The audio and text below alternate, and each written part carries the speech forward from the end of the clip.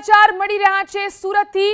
સુરતની અંદર નકલી જન આરોગ્ય કેન્દ્રનો પર્દાફાશ થયો છે। નકલી જન સુવિધા કેન્દ્રનો પર્દાફાશ થયો। સુરતની અંદર કાપોદ્રામાંથી ઝડપાયું છે નકલી જન સુવિધા કેન્દ્ર। સુરતના કાપોદ્રા વિસ્તારની અંદર નકલી જન સુવિધા કેન્દ્ર ઝડપાયું।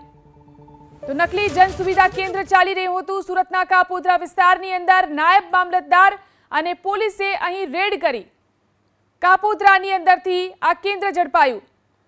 વધુ જાણકારી મેળવી અમારા સંવાદદાતા ધનરાજ ફોન લાઈનથી જોડાયા છે। જી ધનરાજ, કઈ રીતની કામગીરી આ નકલી કેન્દ્રની અંદર ચાલી રહી હતી? બિલકુલ, સુરત શહેરમાં નકલીનો સિલસિલો યથાવત રહેવા પામ્યો છે। જે પ્રમાણે નકલી પનીર મળ્યું હતું, નકલી ઘી મળ્યું, હવે નકલી સરકારી કચેરીઓ પણ મળવા લાગી છે। આ પ્રમાણની ઘટના સામે આવી છે ત્યારે નાયબ મામલતદાર અને પોલીસ સાથે મળી દરોડા પાડવામાં આવ્યા હતા। જે કચેરી મળી આવી છે ત્યારે જન સુવિધા કેન્દ્ર આધાર કાર્ડ, વેરા બિલ, જન્મનો દાખલો બનાવવામાં આવતો હતો પ્રમાણેની ફરિયાદ હતી। ત્યારે 27 જેટલી ફાઇલો અને ઉપરાંત એક નકલી વેરા બિલ પણ કબજે કરવામાં આવી છે અને સાથોસાથ સંચાલક જે છે ધરપકડ કરાઈ છે। છેલ્લા 1.5 વર્ષથી નકલી ડોક્યુમેન્ટ બનાવવામાં આવતા હોવાની ફરિયાદ મળતી હતી।